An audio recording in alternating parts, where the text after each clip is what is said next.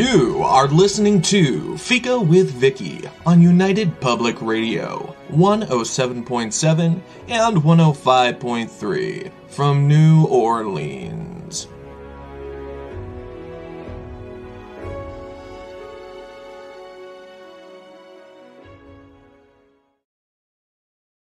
Hello everyone and welcome to Fika.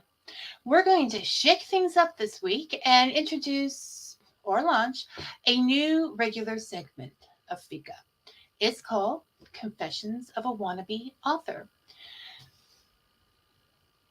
We've heard advice from a lot of authors, generous advice, and now it's time to put that to work.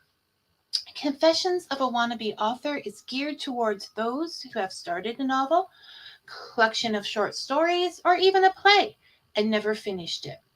But even if you haven't started your novel yet, write nonfiction, or are working in a completely different project, composing music, perfecting the art of brewing, I believe this may be of help to you. Because, and this is all about building confidence, and I'm going to try something new. So just give me a second while I work this out. For the visual people, the people who are watching, if you're listening, you can always go back and watch us on Roku or Facebook or YouTube. So here we go. I'm going to hit share screen. I'm going to hit window. I'm going to hit. No, that's not the one I want. I'm going to hit. Just give me a second. There we go.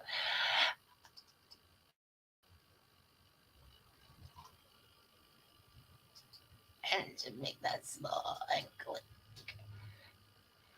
and share and click again. There we go. We have an image. I'm very proud of myself, and I'll be a little bit more confident next time I try that.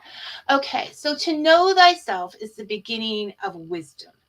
And this is the important aspect of what we're doing here today, because each and every person lives differently. Each and every person is going to write differently. It has to be catered to you. This is one thing I believe I've learned. Otherwise, it's not going to work. So knowing yourself is important. And that's going to come up a few times as we go along. Because I know myself, and I'm going to be using my latest work in progress, a 30-year detour, as an example as we take this journey. Because I learn best from other people's experiences. And so I just thought, you know what? You need to have something that people can see the experience of this, have the experience of this, see how it actually works. I'm fairly pragmatic. So if it doesn't work, I'm not going to listen to it. I'd much rather hear Janice, Brian tell me what they did than to read an article about it. So that's what we're going to do. A 30-year detour is a story about a woman who decides to finish a road trip across Canada, which, you guessed it, started 30 years ago. Does she still have the courage to go solo, ignore those who try to discourage her, and fulfill her dream? And so, does Vicky have the courage to finish this story? We're going to find out over the next few months, the year, whatever it takes. The next thing that's important while we're taking this journey is to be kind to yourself. Okay? You're going to take that screen out, and I'm taking the screen out. You're going to be taking that book out and looking at it. And at no point during that time do I want you to feel negative about it whatsoever. Because then you're just going to feel shame and go right back into hiding again. So I figured out some steps that I think are important to doing this. And okay, and you're not going to want to, oh, please, please, please work. This is my, okay, I see. So you could write some comments while I'm working with this. Don't you love it when things are live and they didn't quite work out the way Vicky planned? Oh. Okay, so I have a lovely little board that says rekindling the flame. And we're just going to have to work without that, I guess, because it's going to, okay. All right. So that is showing. So I want to share that. And no. All right. That only worked for a minute. Okay, we're going to go without it, people. So much for that. Cancel it all. Okay, here we are. So I'm going to concentrate on the show because this is what is happening now. Hi, Susan, and thank you for loving this. You finished a book. You're supposed to be giving advice. Okay, so get it back together, Vicky, and here we go.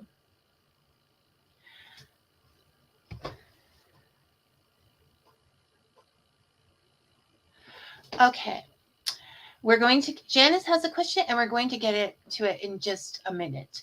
First of all, we're going to start with a couple of the steps that I've put down after much experience starting novels and not finishing them and learning to know myself in the process of doing that and being kind. So we're going to rekindle the flame with that piece of work. And the number one step is, because I believe that taking steps increases confidence.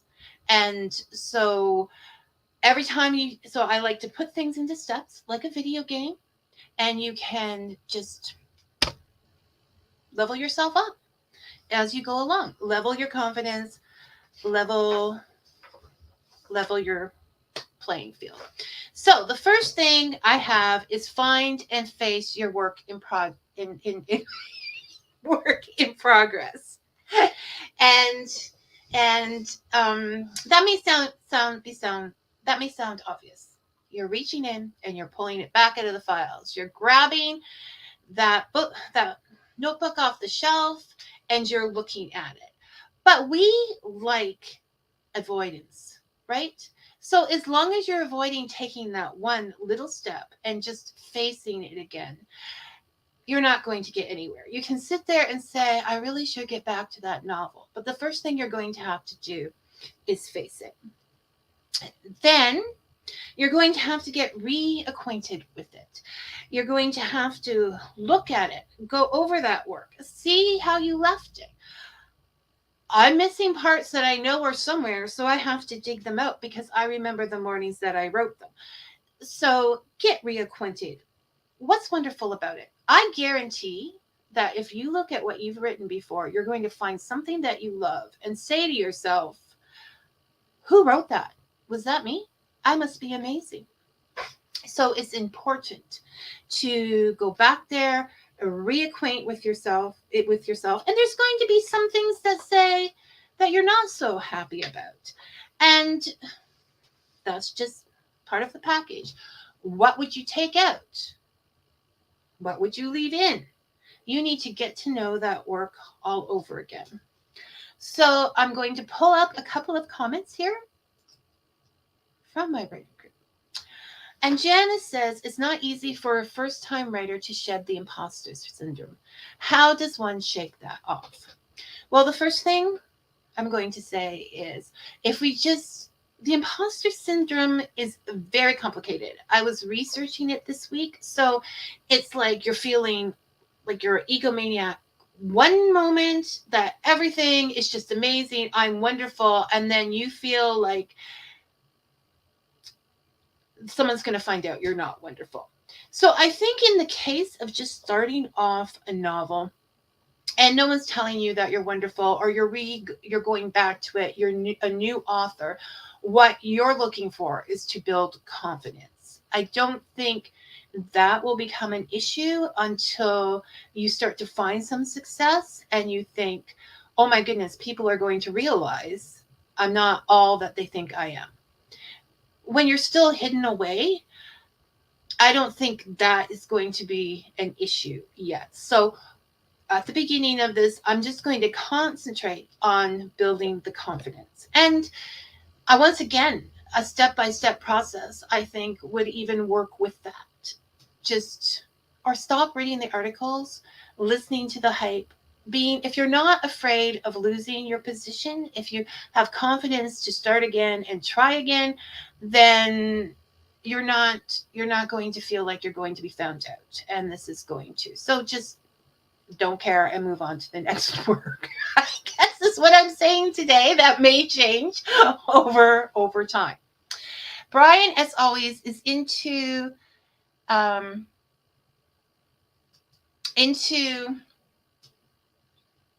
the process.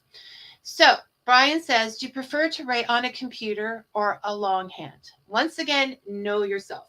I combine those two things. I write on the computer when I have my research done, and it's the original working out the words.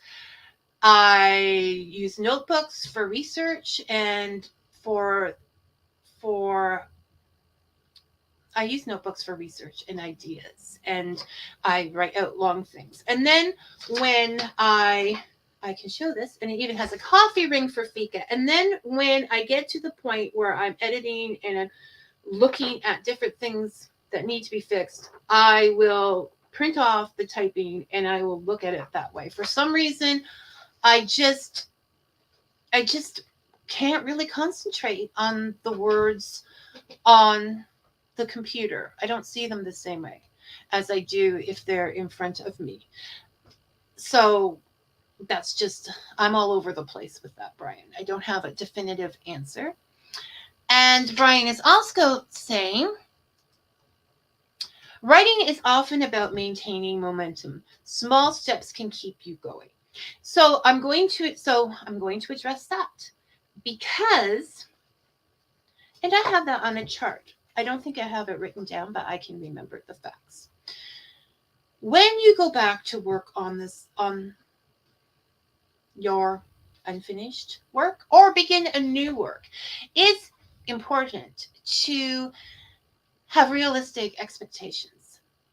Now, you can read an article that says you can write a novel in 150 days, but that article may not tell you whether that includes research, whether that includes editing, whether that includes writing an outline to begin with. So we're throwing those articles away. We're throwing 180 days out the window because we all have different lives and we're doing different things.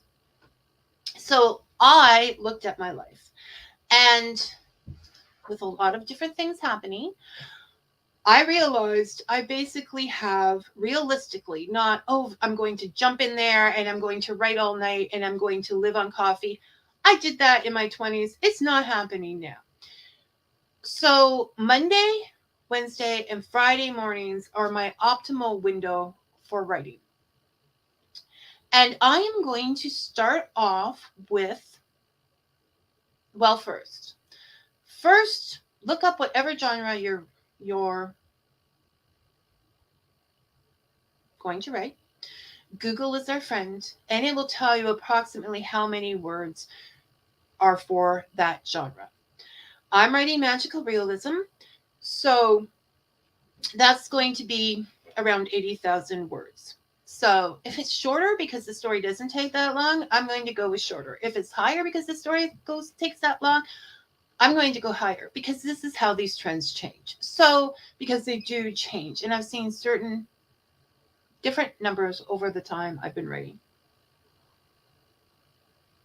So I'm going to take 80,000 words, and I'm going to say, okay, I'm starting out. Now, I don't need 80,000 words because I already have some words down there. So it's going to take shorter. But I am starting out again. And it takes, apparently, 57 to 70 days to develop a new habit. So it's going to take me some time to get into the swing of those things and get my mind back in writing mode. So I'm going to put 500 words for each of those mornings. Now that doesn't sound like much. This is 1,500 words a week. If I write more, so be it if I'm in the mood. But I'm going to work for 500 words 3 mornings a week, equaling 1,500 words a week, which means in 53.3 weeks, I would have 80,000 words. And you're saying a whole year? Yes.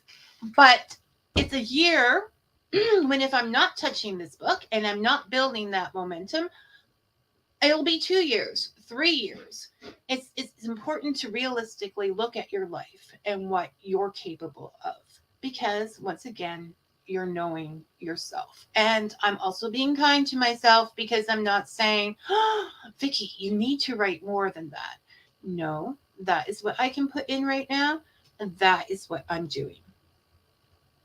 Okay, so these are all building confidence because you're knowing who you are, you're making things realistic, you're being kind to yourself, and you've gotten to know that manuscript all over again. And you're thinking, you know what? I may be good. I wrote that. I did that. And you're going to realize how much work you've already put into this, even if it's just the outline, even if it's just the idea. And speaking of outlines, Brian is at some point going to ask, are you a plotter or a pantser? And that means, do you have a guideline before you start writing? Or do you just sit down and the typewriter and write? Once again, it's going to be different from different people. So I would love to hear your experiences and what you do. But for me, I realized one of the things, and I'm going to get to that topic, what went wrong with the relationship you and your book have to begin with. I need to outline. I do. I can't be spontaneous unless I'm prepared for all the weather involved. So I highly recommend, I highly recommend, and I have his name, Randy Ingermanson's. Just Google the snowflake method. Okay, this is what I use. Now, I'm not going to explain the snowflake method to you because once again, you can Google the snowflake method and find 500 articles on it. So I like the snowflake method, and I did start to outline with it, but then, and I did a lot of work. I did a lot, but then I thought, no, I want to get writing. So for some people, research and that is a part of writing. I do not want to get halfway through the book and have to decide what kind of car somebody is driving. All right, I want to know that with the character beforehand and what would be their choice. So I am definitely a plotter, and just be honest with yourself, because pantser sounds so much more creative, but you can be creative in the plotting process. You're still creating a story. Citizen says, pantser with episodes of planning, discarding, and repantsing. Yes, I can see that. That is what I ended up doing. I think, and I probably would have, I think even with an outline, your character is going to tell you, no, I want to do this and I want to do that. And even with your ending, you may be sure that you have an ending, and that's what you're looking for. But particularly if you've put that down, and your work down and left it for a while, in my case, the ending is going to need to change. So that's one of the things that went wrong with this particular book. There are others where other things went wrong because I really didn't know what I was doing and I just sat down and started writing. And then I ended up with a mess and got frustrated. Okay, so the next topic is writing in dangerous times. Are there times when you shouldn't start a book? Are there times when you should stop writing and putting it away for a while? Now, I'm going to have to get personal with this part because I can't do it without, so I have to be honest about you with my life. But it's not gossipy stuff, so I'm sorry. It's not those kind of confessions. Okay, so I had created a room of my own and I began seriously working on this novel on March 1st of 2001. I had some time. I had finished doing Fika, the original Fika, and I thought, now this is my time to write a book.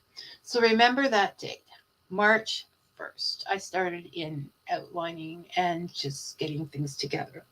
On March 14th, my lovely husband, who I love very much, let's make this clear off the bat because it might sound like I'm, saying it's his fault. But I'm not. There are reasons for things, not blaming things. So on March 14th, 14 days later, my husband went into an emergency clinic and we found out that he had sepsis and his system was shutting down. And so he's alive and positive, but there's been a lot of appointments and ups and downs and unexpected hospital stays and since then. So when I remembered that, I was fairly, I thought, you know what? You did really good, kid. Okay. I was definitely kind to myself when I thought over those years and what I did accomplish in the book, I thought, you know what? You did okay. Another thing is at that time is that the lockdowns were on.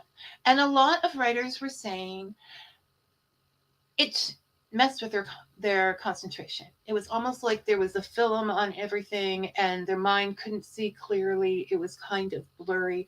And I can see that happening as well.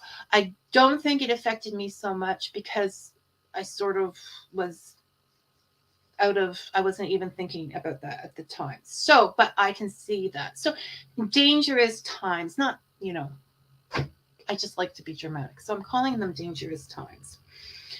And we just discussed that I should have worked more on the outline. So that was one of my things.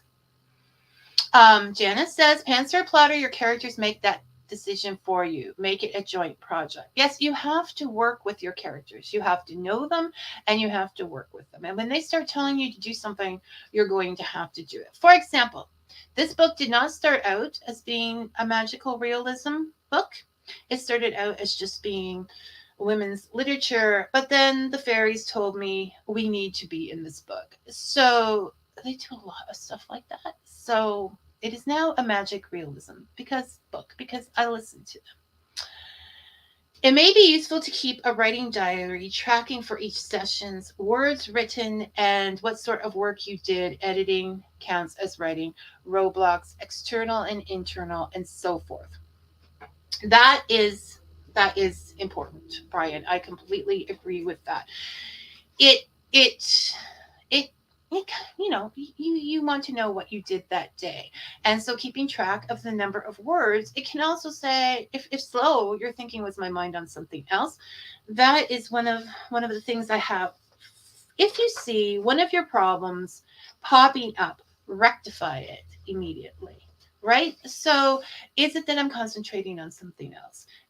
Didn't I have enough coffee this morning?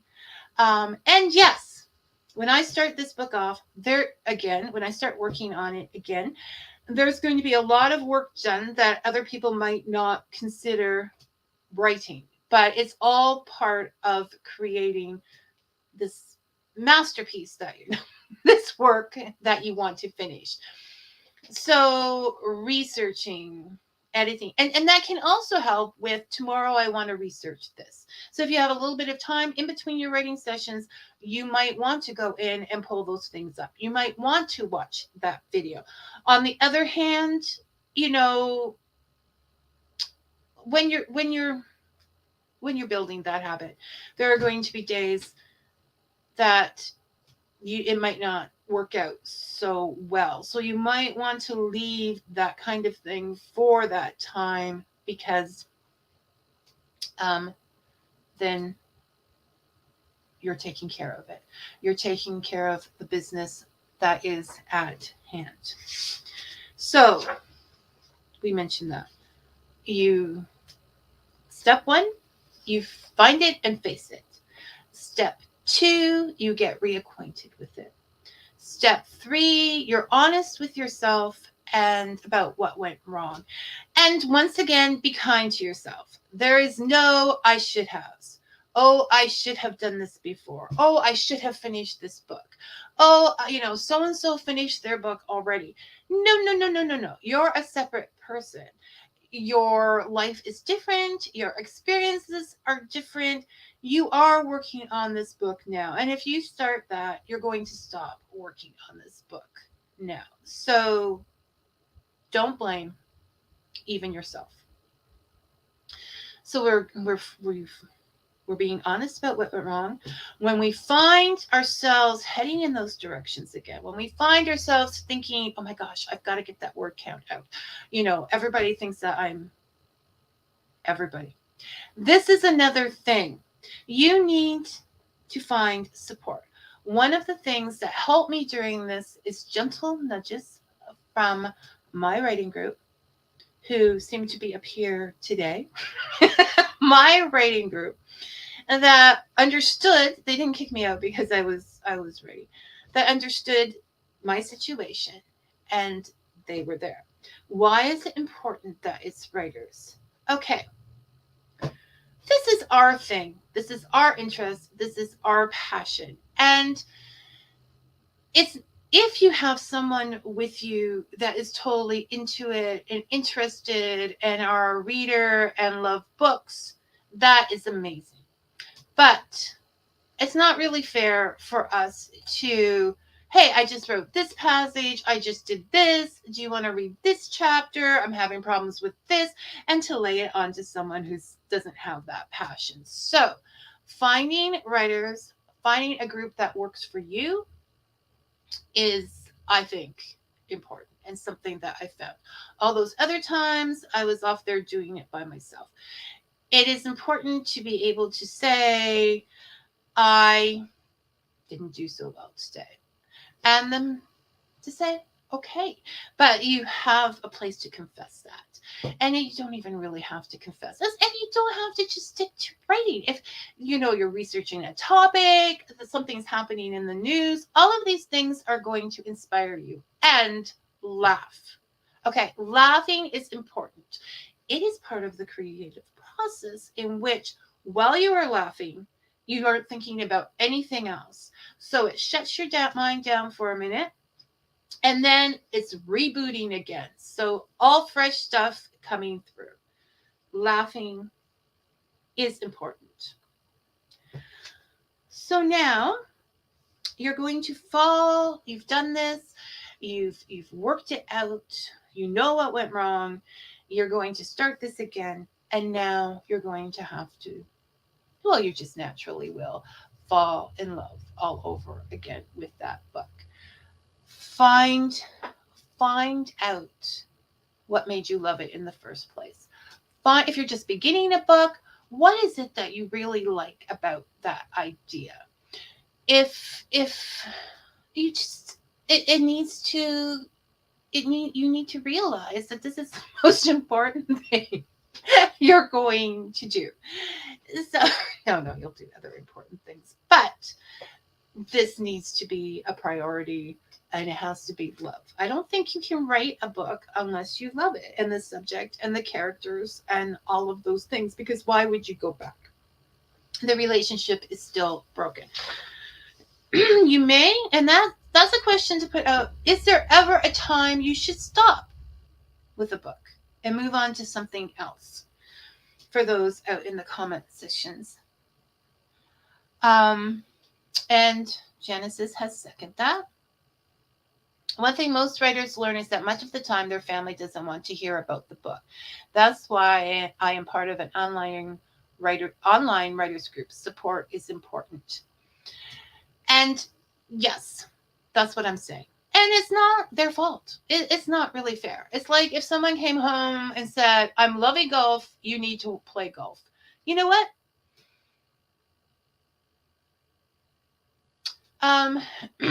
That's that's the point. I'm sorry, Janice asked another question. I got sidetracked from this one. It is important to find other writers to support you because they really get it. I mean, people will say, I don't understand why you talk about those characters like they're real people. Well, number one, don't tell me they're not. And number two, if I don't feel like they're real, how is the reader going to feel that they're real?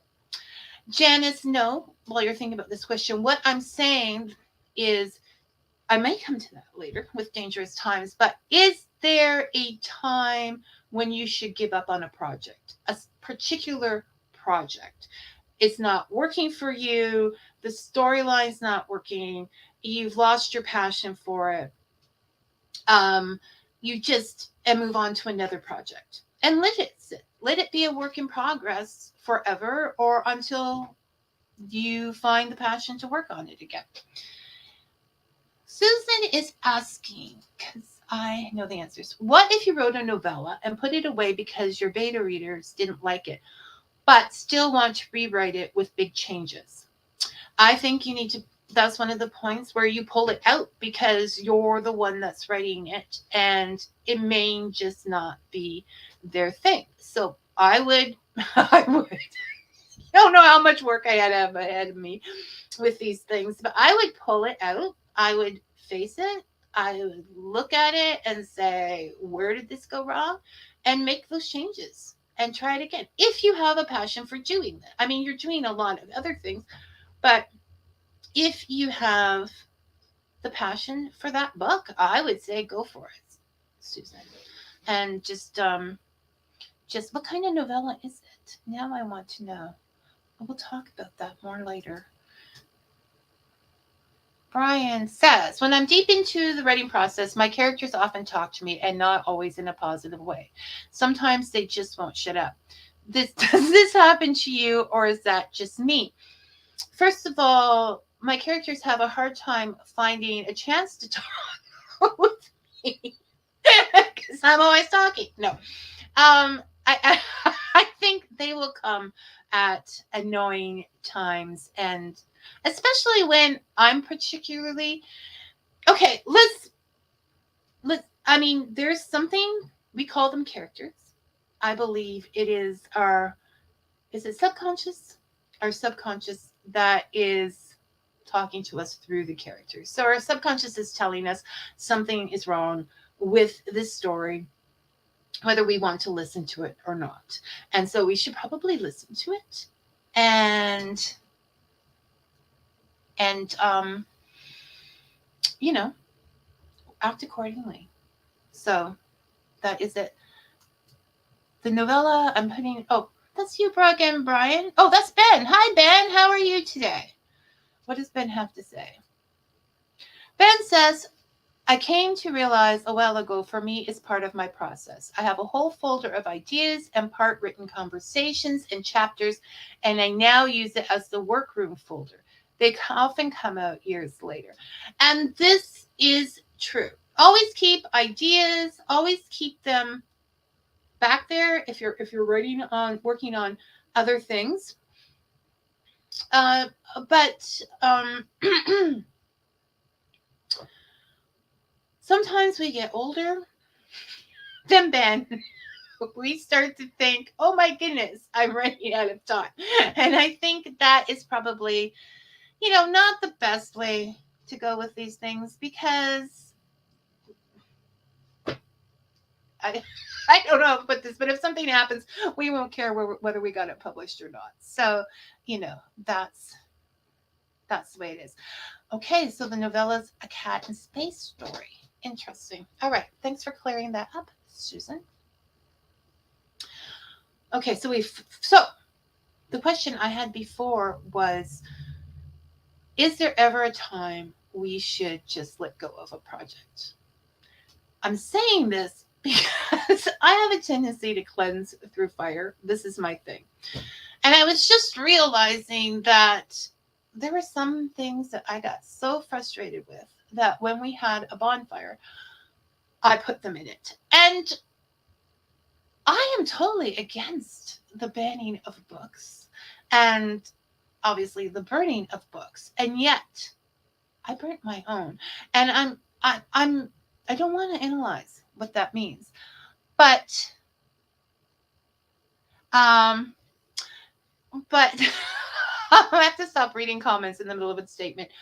But do you think there's times that some projects are just not worth going for?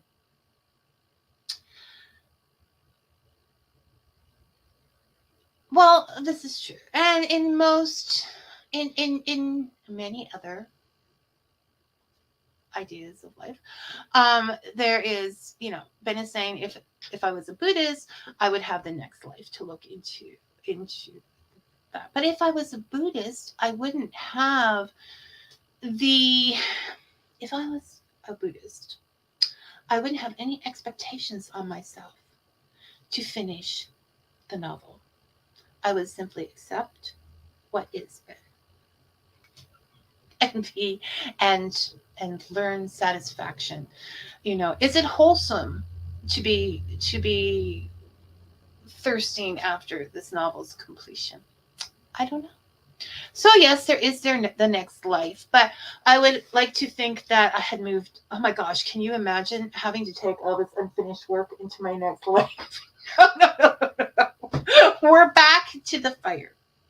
Okay, so writing in dangerous times, generally speaking. Do I want to go there? How much time do we have left? Okay, there's something else I was sort of looking into covering, and that is research and what you know now, and making lemonade out of lemon. When I began this book, it is about a woman who was working as a caregiver for her husband, who was living as a caregiver for her husband. And so I was doing research in that area, and I was thinking, what are we going to give this fictional husband? When my own husband got sick, it is not that I was taking advantage of that or I was happy of that, but making lemonade out of lemons, and doing what I knew. I have decided that his ailment is going to be kidney disease, because that's what this has eventually got into. I've had to take training for home dialysis so that he can continue with the life that he has. So I learned all about the disease and the process, and I know that disease. So I'm going to now use that as her husband's ailment, because I know it. Not that her husband reflects my husband, but they're going to have the same ailment because I know that I've experienced it. I felt it. And I think this is important. If there's been a time and you look at it, be open to the new things that you have learned. Be open to changes in the world. So with this, I'm going to have to change the ending of the book because, well, I won't get into that much different. But because I feel like it's a series, I can give the ending I did have to another character in the story. So Be open to change, not only your characters' experiences, but yours as well. What is the one thing you'd want readers to know about writers?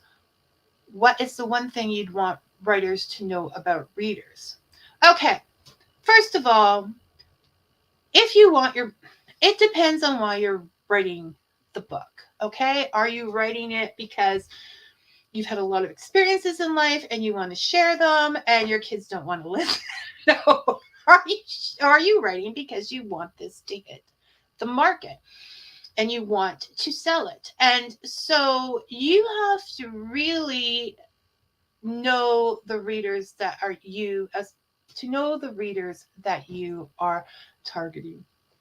You're not going to please everybody with your book. So you need to understand who is going to read your book. Do not talk down to them. Do not put them in stereotypical categories. Write to them. Make their characters, your characters, as individual as they are, and that will make your characters more real to them. What is the one thing you'd want readers to know about writers? I would like readers to know just how much work writers put into their work. It is a work of faith. They have no idea if this is going to be accepted well, if it is going to earn them anything. They just sit there and write. So you have to understand the courage that takes. Then there's the courage of putting a part of yourself, because whether the books are about them or not, meeting a lot of authors, having read their books, I would say something of that writer slips into the book. So I think that they're putting themselves out there. They're putting their work out there. They're putting the same with any artist, a musician, a artist at a festival or a Comic-Con.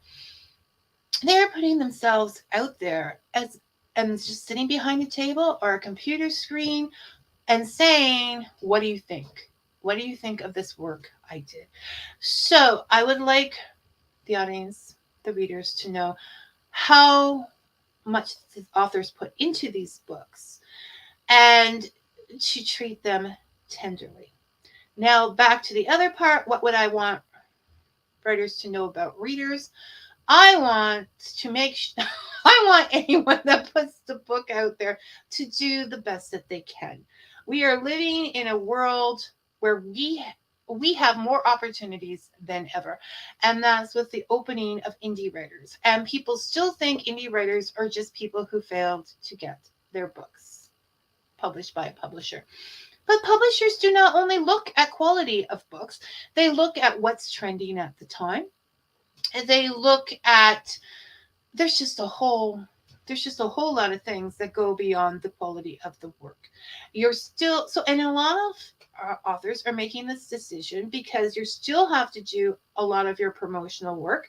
You have to do a lot. You're not getting as much with publishing as you once did. That being said, if a publisher swooped in and said, "Vicky, I'm going to take your," I'd say, "Okay, fine, take it away."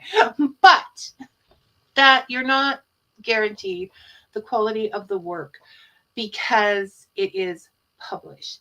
A lot of people are choosing to go indie because it's faster and they're getting older and they don't have that time to stick around. They can't depend on that next life, Ben.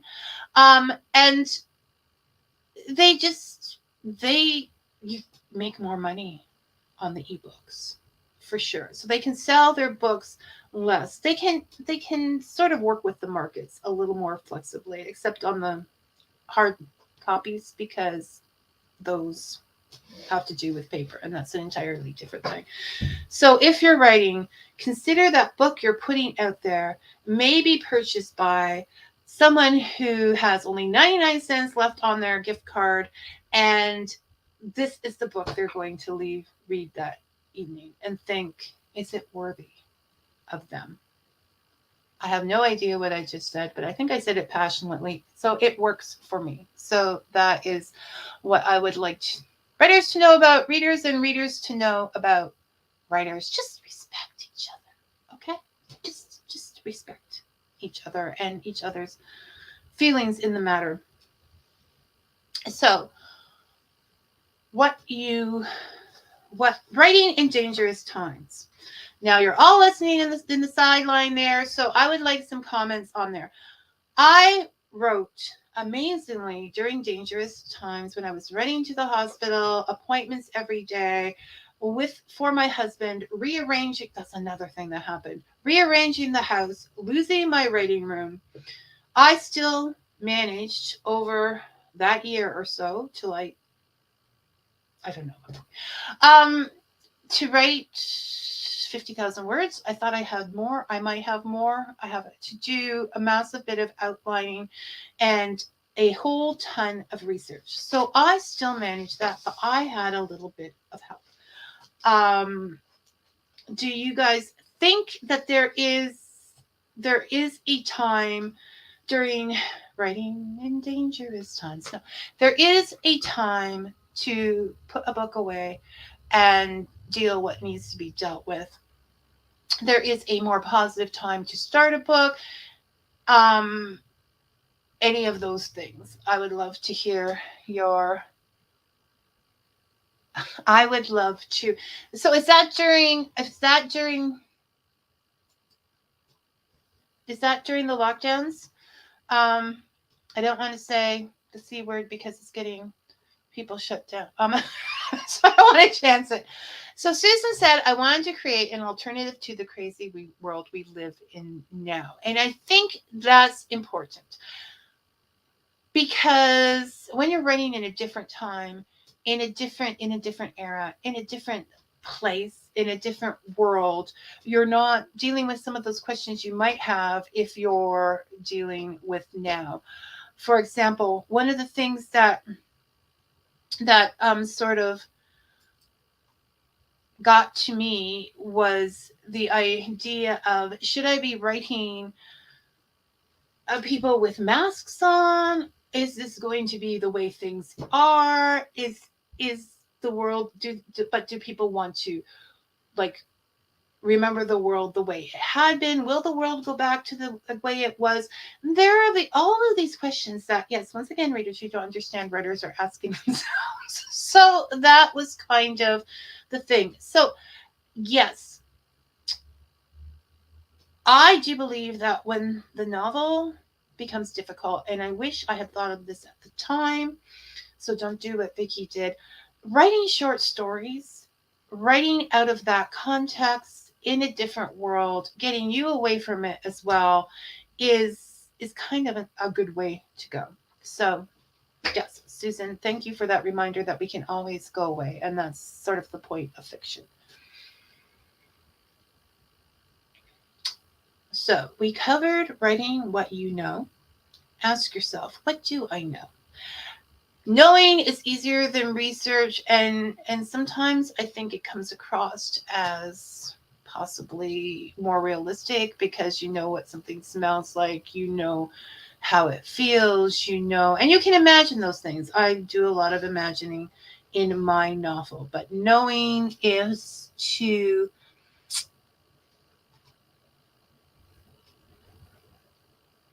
okay, but this is a good one.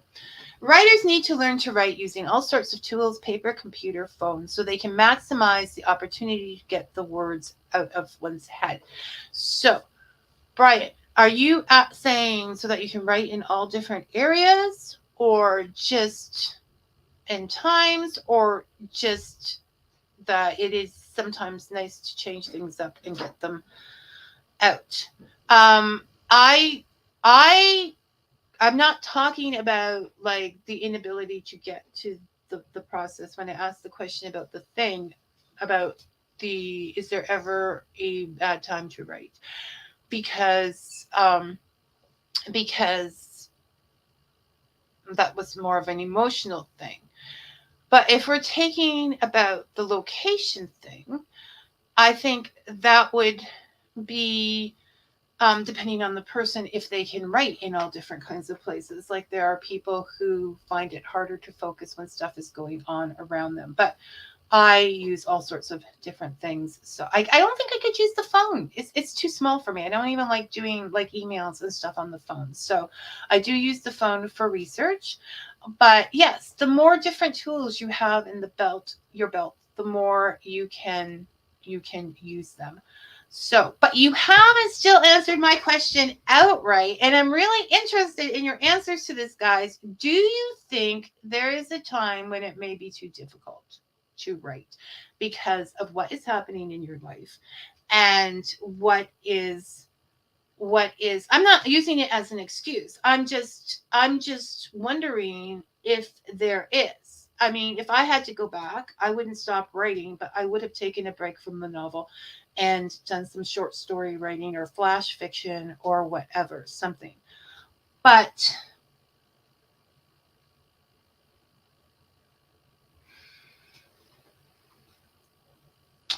okay. So and Janice is saying keep a pad beside your bed, and if you get those ideas where the characters are speaking to you while you sleep or first thing in the morning, that's when I kind of get my ideas. You can you can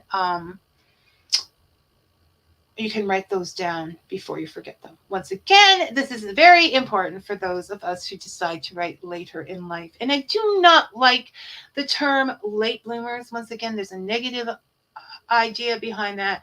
I think they're appropriate time bloomers. There are things that happened earlier in their lives or things they were busy with and they just didn't get to the writing, and now they do. So this is the right time for there. So yes, keep those pads by the phone, by the bed, and or you can use your phone if you're someone that, I mean, you can use the mic, but then it depends on if there's somebody else with you there and you're going to wake them up. So you could, and it would be easier just to say it, I think, than to write it down. But use what is good for you. As always, we are all different and we're all going to do different, write different ways. And that's what I want to demonstrate here, because you read certain articles and that, and they basically tell you this is the way it is, this is the way it should be done. And no, no, no, no, no. Put those articles away. Also, because I read an article. I read an article. Yes, I realize how ironic that is. But I read an article that said one of the things that is causing so much anxiety in this world is that people are reading too many articles about how to do things, and then they're stuck. They don't know which one to choose. And so in a world where we've been taught to take in all kinds of information, this is not about news articles, this is just about writing articles about all types of information, and just go on what's best. We must choose what the best one is. I am saying read, find what you need, and then put those articles away, because they're only going to stress you out. And Janice is saying she thinks there could be a time to take a break, when things are, you don't have the time, and you have yes, Susan is agreeing. She says life throws curveballs, and going back to writing is a blessed relief after dangerous times pass. Brian is saying to minimize the excuse for not writing, as Jan mentioned, keep notebook and pen next to your bed. I'd expand that to keep notebooks everywhere in the house.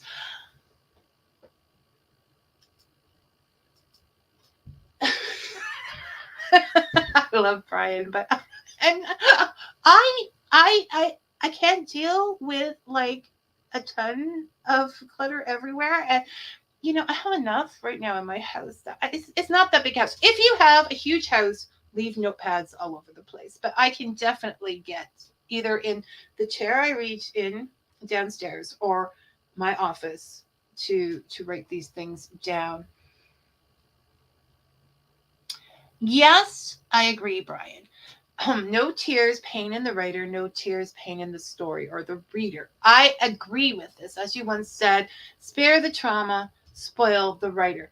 But do we need to be, then journal and keep those thoughts for another time. I didn't say give up writing. I just said maybe make some projects. Give yourself a break. Be kind to yourself and journal those feelings and use them later on. Janice says, because now we're going to have our. Janice says, keeping a notebook everywhere in the house doesn't work with cats. And no, because they will start writing haiku like Brian's cat. And then you have to publish a book and people don't know if you read it or the cat. So Eddie got into Brian's notebook and started writing himself. So we have different ideas. But I'm going to say I'm giving myself a break. Brian, that is so no, that is not the simple answer, because not everybody's life is. I'm going to put Brian's answer up here, and then I'm not going to writers group afterwards. I have to do some dialysis, so it's want to be a writer, put butt in chair and write. And I agree, it is work. You need to do the work, but. And there is going to be a but here because we are humans. There is a thing out there that says if you want to do something, no excuses. And I don't think there are excuses. I'm not making excuses for myself. Actually, I'm pretty impressed with what I achieved over this time. But I am making reasons. There are reasons. I thought other writers were supposed to be supportive. Brian, I was telling you as there are reasons why it may not be a good time for you. So that is very put your butt in the chair and write is the way to write. I agree. And building momentum is important, as I pointed out. Developing that habit, which is going to take you 57 to 70 days to just naturally follow it. But developing that habit and all of those things are very important. If you just dream about being a writer, you're not going to go get that work in progress. You're not going to start with that outline. You're not even going to look up, after I just said, don't read all the articles. You're not even going to look up an article on different outlines or seeing what other people do. If I had my ideal world, I would just have a huge wall with colorful Post-its and whatever outlining everything for me so I could just look up at it. And because I think I'm very tactile. So these are all things that have to be done. But what we're looking at here is the thoughts behind those processes, the actual things that happen in the world and how we're going to work with them. So a way to keep writing is in dangerous times, as I'm calling them, is to maybe take a break from that project. Journal is important and keep tracks of your feelings and emotions so you can use them at a later date. Choose something different. Write a haiku every day, or not every day. There are things that happen that are going to mess with your plans. That is a part of life. That is something that any of us of a certain age know and realize. The thing is that when you're able to, is to go back. Stop saying the I should haves and work and start from today with what you have, regardless, Susan, if other people didn't like it, you are going to write what you wrote, and there will be someone it reaches and it speaks to. And we're going to go to that next time with some of my stranger writing. And I hope other people share some of their strange writing, like their cat grabbing their notebook from the kitchen and starting haiku. And I would like that in the perfect world to be next week and then go on to a monthly schedule, so that, we can work on whatever we work on and then discuss what we've been doing that. I do have the possibility of a couple of authors, though, accepting that date. They've accepted to be on Fika. Janice might be interested in that. We may be traveling to Ireland soon, but I'm not sure of dates yet. So if I can keep the 6th open, I will, and we'll be back here next week doing this once more before going on to some guests. If not, I will let you know on Facebook. You can go on Facebook. I am going to post a couple of those charts that I made on Facebook. You can just go to Facebook, just search Fika with Vicky on Facebook, and keep you updated on what's happening then. I want to tell them how much I appreciate the support from my online writing group. You guys are the best. Yeah, even Brian. And thank you for that. For the rest of you, if you've got those works sitting there, if you're starting something new, if any of these things, come on in, spend some time with us. Let us know what you're working on and what helps you. And that will either be the 6th or the 29th, depending on some authors. So until then, may your coffee be hot and your stories sweet. Thank you for listening, everyone, and get writing.